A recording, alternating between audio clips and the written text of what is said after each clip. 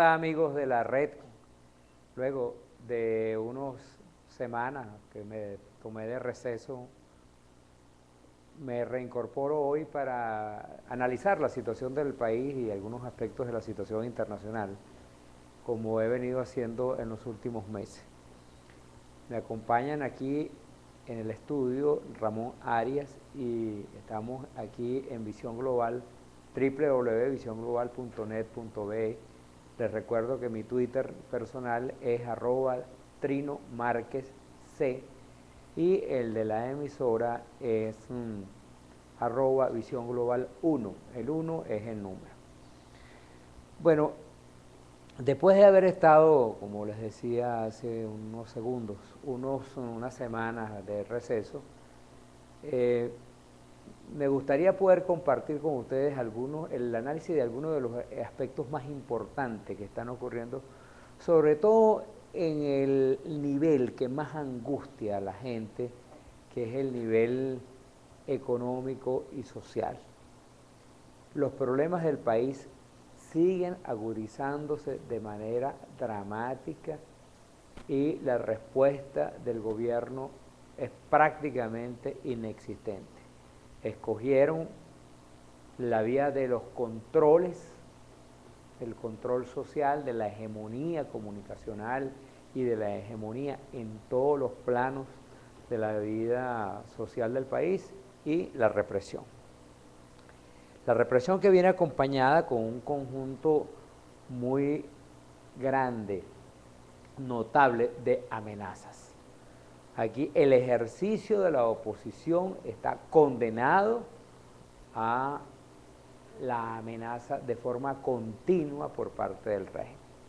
El régimen no acepta la oposición y ni siquiera acepta la disidencia.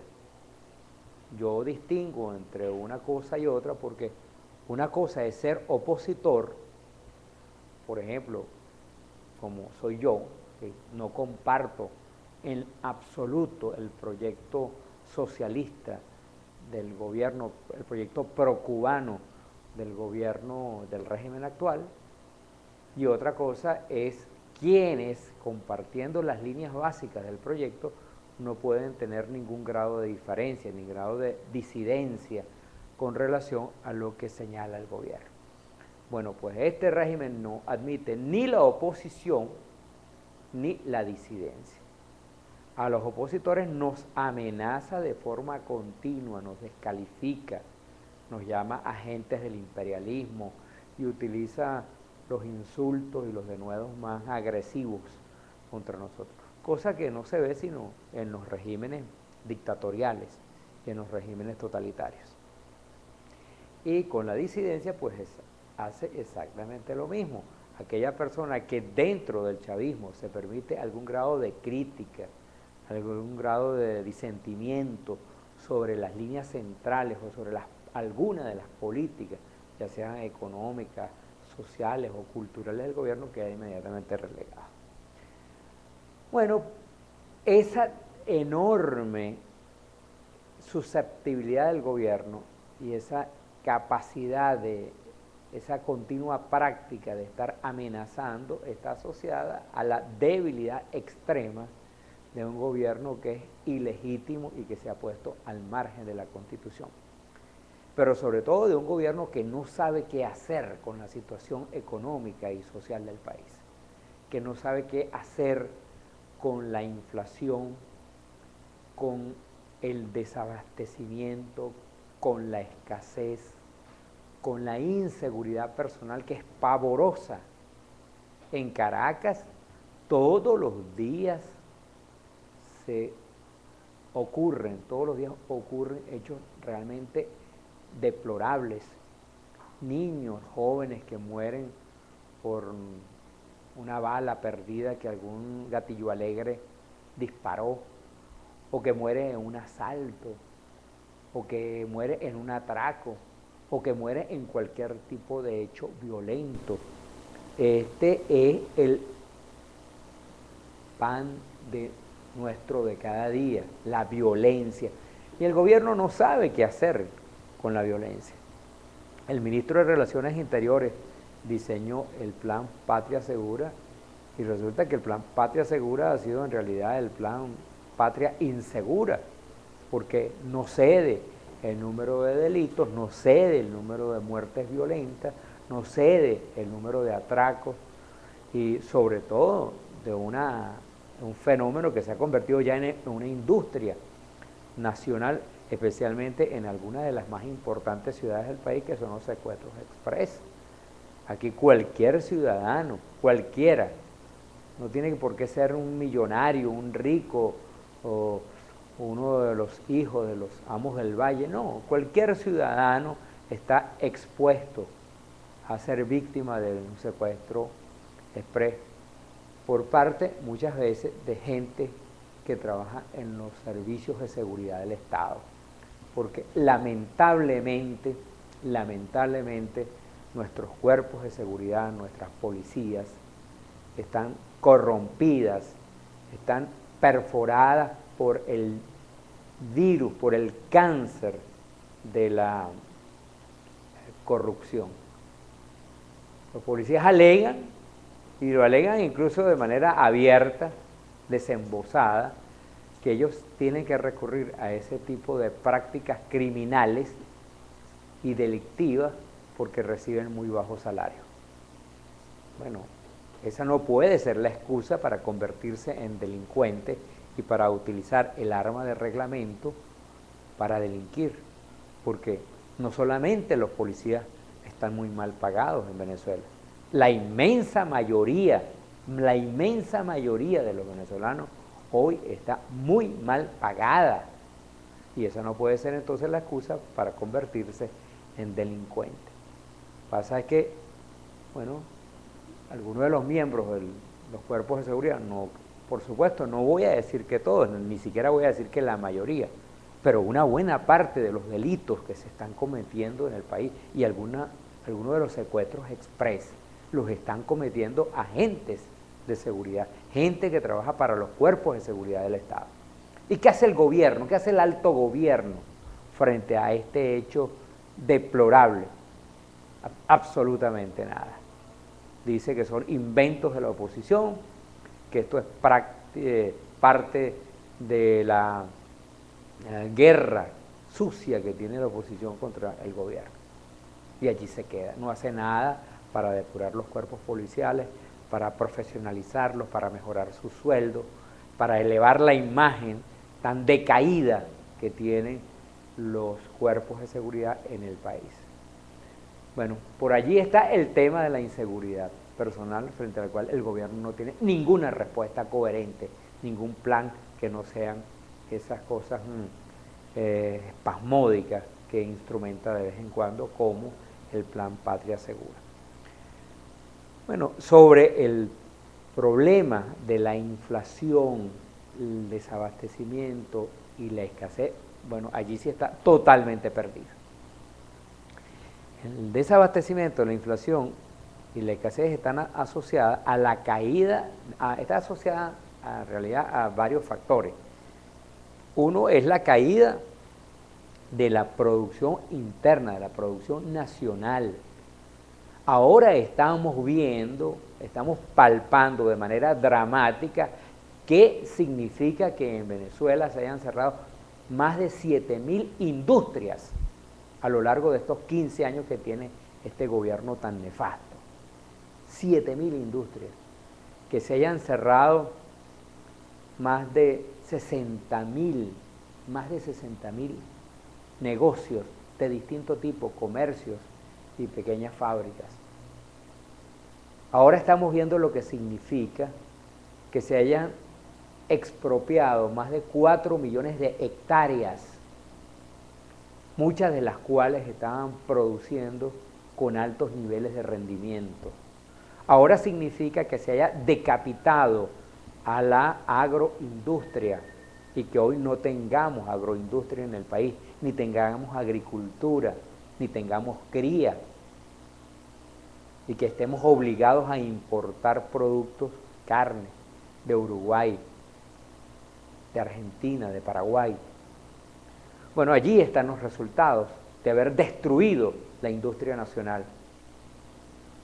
Allí están los resultados de mantener durante más de 10 años los controles de precio y los controles de cambio, el control de cambio, que no ha servido sino para controlar a la oposición y para destruir la industria nacional, porque no ha servido para detener, para enjaular la inflación. Tenemos la inflación más alta de América Latina. De enero de 2013 a agosto de 2013, la inflación es de 34%.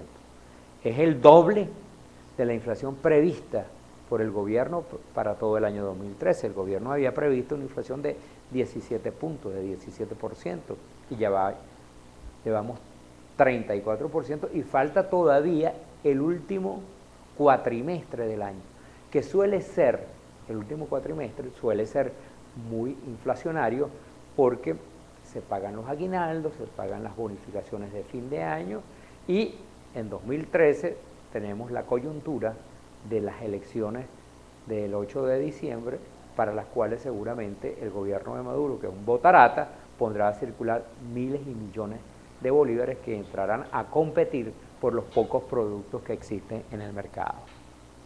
O sea, allí hay una razón poderosa de la inflación, junto a la destrucción del aparato productivo nacional, a la destrucción de la industria, de la agricultura, de la cría y de la agroindustria, tenemos el hecho de que el gobierno apela continuamente al gasto público con dinero inorgánico, con dinero que no está respaldado ni por la producción ni por la productividad del país, para mantener los escasos niveles de popularidad que todavía tiene.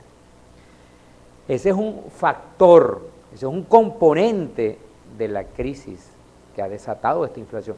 El otro es la crisis de dólares, la crisis de divisas que tiene el gobierno tan fuerte. Ya no puede tener el gobierno esos niveles de 50.000, 54.000, 56.000 millones de dólares que llegó a importar en los años 2010, 2011, 2009. Fueron años en los que hubo un auge de las importaciones impresionante, irresponsable por lo demás, porque los precios del petróleo escalaron a alturas insospechadas. En muy poco tiempo, los precios del barril de petróleo subieron de 32, 35 dólares, que estaban en el 2007, para colocarse hasta en 130 dólares que llegaron a alcanzar en el 2009. Bueno, ya eso no ocurre, ya el precio del barril de petróleo se estabilizó en alrededor de 100 dólares el barril. Y como este es un gobierno que no puede vivir sin una expansión continua del volumen de dólares que recibe, pues ahora no sabe qué hacer, no sabe cómo, no sabe dónde importar. Y además, la otra cosa es que la gente tampoco le quiere, los otros países no le quieren prestar a Venezuela, porque saben, todos los países saben lo que estos señores aquí intentan decir que desconocen. Todo el mundo sabe cuál es la producción real de Venezuela, cuál es la factura petrolera, cuánto es efectivamente el volumen de producción de PDVSA.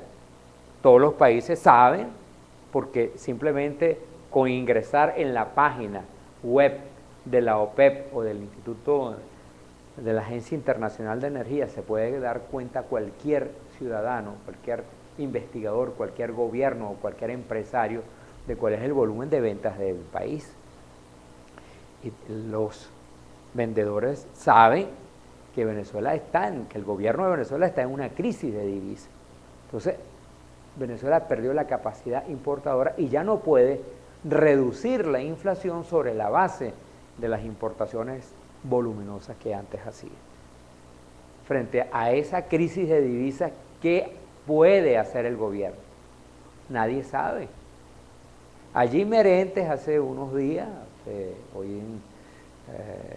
hace más o menos el domingo o el lunes, dijo que había que abrir de nuevo las casas de bolsa, que había que permitir, había que legalizar el dólar permuta. Eso a mí me parece que es correcto, y me parece que el ministro Merente está en la posición correcta.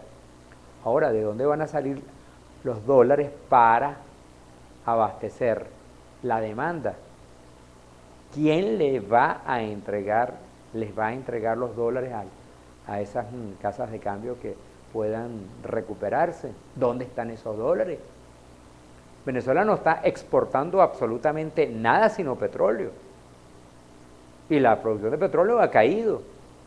La industria nacional no está exportando nada. El turismo se desplomó porque la inseguridad en el país ha alejado a los pocos turistas que venían a Venezuela. Entonces, ¿de dónde van a salir las divisas que van a abastecer el mercado y que van a satisfacer la demanda? Ese es un misterio del cual no nos habla el ministro Merentes. Podemos suponer que las divisas provendrán de la liquidación de PDVSA, que PDVSA colocará una parte de sus ingresos petroleros, de sus dólares, de sus divisas, en el Banco Central de Venezuela y otra las colocará en el mercado de permuta. Eso es lo que podemos suponer. Ahora, el nivel de demanda del país es tan alto porque la industria nacional está tan arruinada. Nuestro aparato, nuestro complejo industrial necesita tal grado de inversión para modernizarse y para poder competir, para que nosotros podamos competir, los venezolanos podamos competir con países como Perú, Colombia, Chile o incluso Argentina. Ya no hablo de Brasil. Necesita modernizar su industria, necesita renovar sus equipos, renovar sus maquinarias, renovar sus empresas. Y eso requiere un volumen de divisas muy alto. Eso nada más para referirme a la industria. Ahora, está el tema crucial de la electricidad. Yo no les voy a recordar las horas aciagas que hemos vivido los venezolanos con los últimos apagones, que son los más dramáticos que ha habido en el país. Y eso que durante el periodo del chavismo hemos vivido momentos dramáticos, porque esta gente, como es tan inepta y sobre todo tan corrupta, porque no se puede decir que no haya habido inversión en el sector eléctrico. Claro que ha habido, y ha habido una inversión importante además. Ahora bien, ¿dónde ha ido a parar esa inversión? ¿Dónde ha ido a parar alrededor de 10.000 o 12.000 millones de dólares que el gobierno ha invertido para renovar, para mejorar, para modernizar nuestra industria eléctrica? Que buena parte de esos recursos han ido a parar en unos zánganos, en unos vivos que se han aprovechado del país, que han entrado en una red de complicidad con el gobierno. Ha ido a parar en manos de los bolichicos que se han enriquecido de manera grosera a costa de la miseria de los venezolanos. Bueno, frente al drama eléctrico que vive el país, frente a la caída continua, ya incluso Caracas no puede ser protegida porque durante mucho tiempo Caracas fue aislada y protegida para que aquí no se produjesen apagones ni cortes intempestivos y no anunciados de electricidad. Y eso ya no es posible. Ya no es posible simplemente porque los generadores de corriente, los generadores de energía están obsoletos, están sobre exigidos, ya no pueden satisfacer la demanda y en Venezuela hoy todo el territorio nacional y también la capital, Caracas, están siendo víctimas de esa infinita competencia, de esa infinita incompetencia. Bueno, como el gobierno no sabe qué hacer, entonces ha apelado a la fórmula tradicional que sucede en las dictaduras o en las semidictaduras. Este régimen es difícil de calificar. Lo que no podemos decir es que es un régimen constitucional. Este es un régimen que está colocado al margen de la Constitución. No es abiertamente dictatorial porque el sistema internacional no lo permite. Porque el sistema internacional, el sistema legal internacional, los organismos multilaterales, el desarrollo del derecho internacional le han puesto límites a gobiernos como este. Pero este no es un gobierno constitucional. Es una mezcla extraña de populismo, autoritarismo, dictadura, ¿sí? De lo peor que podemos encontrar en América Latina y en el mundo. Y como no saben qué hacer, apelan a lo único que medio saben hacer, o que sí saben hacer, que es a la represión, a la amenaza, al chantaje, a la descalificación. Ahí nos tienen permanentemente chantajeados, con que nos van a meter presos, con que van a acabar con la oposición, con que van a meter preso a Enrique Capriles. Ahora encadenan 2 veces al día el país.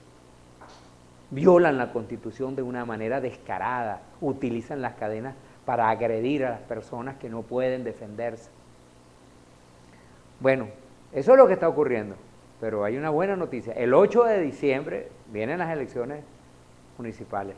Tenemos la enorme posibilidad de darle una respuesta contundente los venezolanos al gobierno, de demostrar nuestra vocación por la democracia, de mostrar la musculatura democrática del país, de demostrar que resistimos y que batallamos por una Venezuela democrática y donde impere la libertad. Sobre este tema volveré, desde luego, porque es el tema más importante de aquí hasta diciembre. Hasta aquí llegan mis reflexiones. Muchas gracias por acompañarme. Y en nombre de Ramón Arias y del mío propio, nos despedimos hasta la próxima oportunidad aquí por www.visionglobal.net.